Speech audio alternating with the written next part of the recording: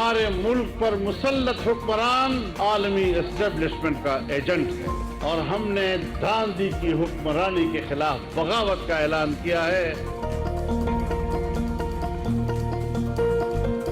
इंशाअल्लाह आप देखेंगे कि एक तारीखी जलसा गुजरांवाला में होगा। हमारे वर्कर इन हथकंडों से नहीं घबराते। इंशाअल्लाह हम इनको दिसंबर देखने नहीं देंगे।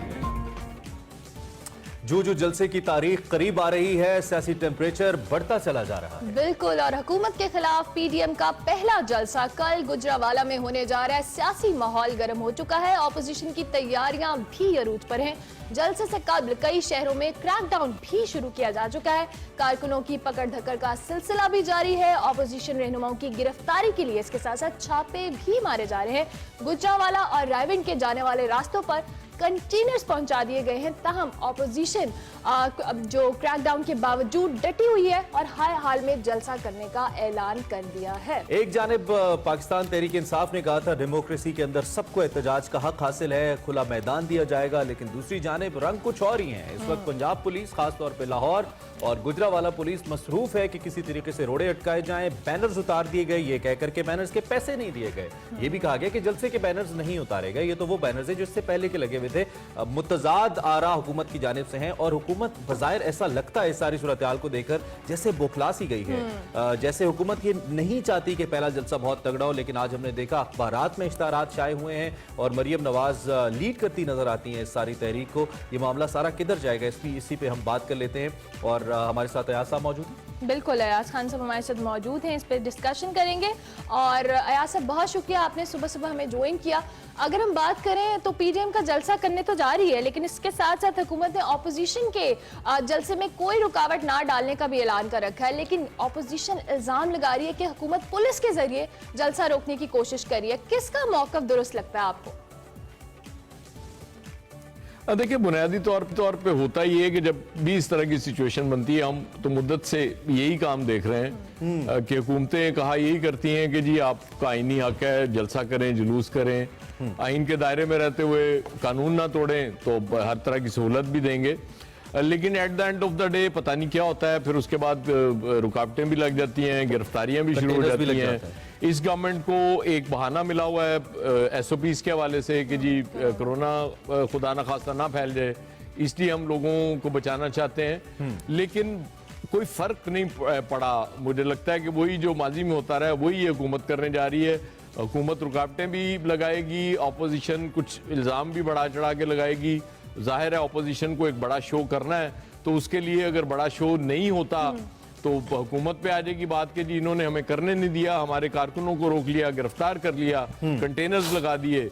अगर बड़ा शो करने में कामयाब हो गए फिर वो कहेंगे कि जी देखें तमाम तर रुकावटों के बावजूद हमने लाखों लोग इकट्ठे कर लिए। तो इस ऐसी सिचुएशन में मेरे हिसाब से ऑपोजिशन की विन विन पोजीशन होती है। एक इसमें बड़ा अहम नुकता है कि हुकूमत ने भी ये कह रखा है कि जी जब ओपोजिशन जलसे करेगी तो उसके मुकाबले में हम भी अपनी पावर शो करेंगे, स्ट्रीट पावर शो करेंगे। तो ये फैसला किस हद तक आपको दुरुस्त नजर आता है हुकूमत की जानिब से? आप देखें, ये बड़ी अजीब बात है कि जिस बुनियाद पे आप ऑपोजिशन को रोकना चाह रहे हैं कि कोरोना ना फैले, उसी से हटके आप दूसरी तरफ ये कह रहे हैं जी कि हम भी जलसे करेंगे। मेरा ख्याल है इसकी जरूरत नहीं है। जब आप इस तरह की बात करते हैं तो फिर ऑपोजिशन को ये कहने का मौका मिलता है कि आप डर गए, आप टांगे कांप रही हैं। वो डेली उनके लीडर ऑपोजिशन के यही कह रहे हैं कि जी हुकूमत की टांगे कांपना शुरू हो गई हैं। मरियम साहबा जनवरी की डेट दे रही थी, फजल रहमान साहब ने कल दिसंबर की डेट दे दी कि जी बस दिसंबर में ही हम घर भिजवा देंगे।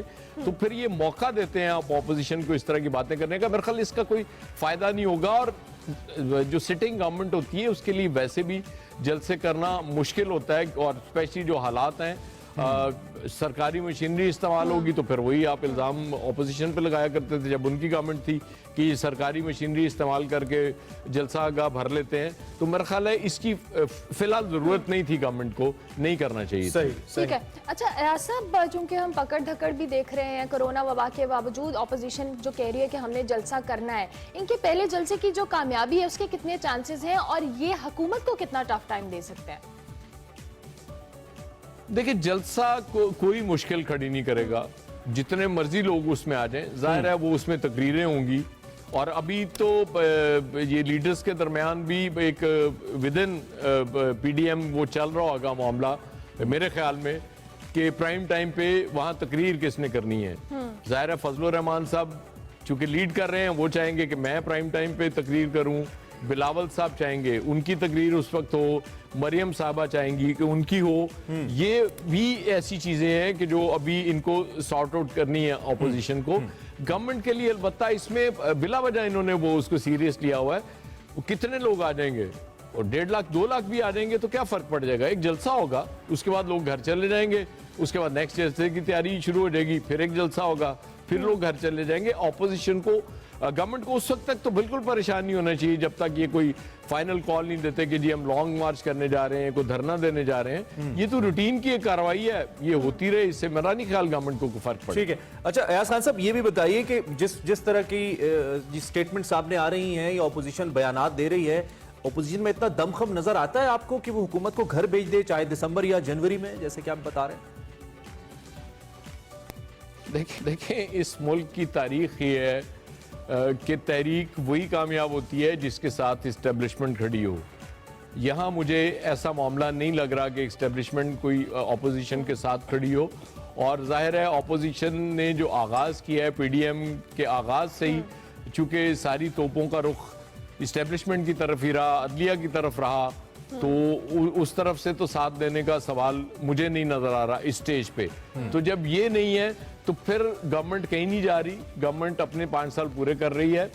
126 दिन के धरने में भी अगर हुकूमत को कुछ नहीं हुआ था तो इन जलसों से और उसके बाद अगर कोई लॉन्ग मार्च होता है हुकूमत को क्या हो जाएगा, मेरे ख्याल में कोई फर्क नहीं पड़ेगा। सही सही। बहुत शुक्रिया group editor daily express Ayaz Khan साहब हमसे बात करने के लिए और अपना तजिया अर्ली इन द मॉर्निंग हमारे सामने रखने के लिए। इस पे बात होती रहेगी। बिल्कुल, अभी हम एक ब्रेक लेंगे। ब्रेक के बाद हम अर्थराइटिस के हवाले से बात करेंगे। आगा खान यूनिवर्सिटी हॉस्पिटल से हमें डॉक्टर ज्वाइन करेंगे। आप देखते रहिए एक्सप्रेस।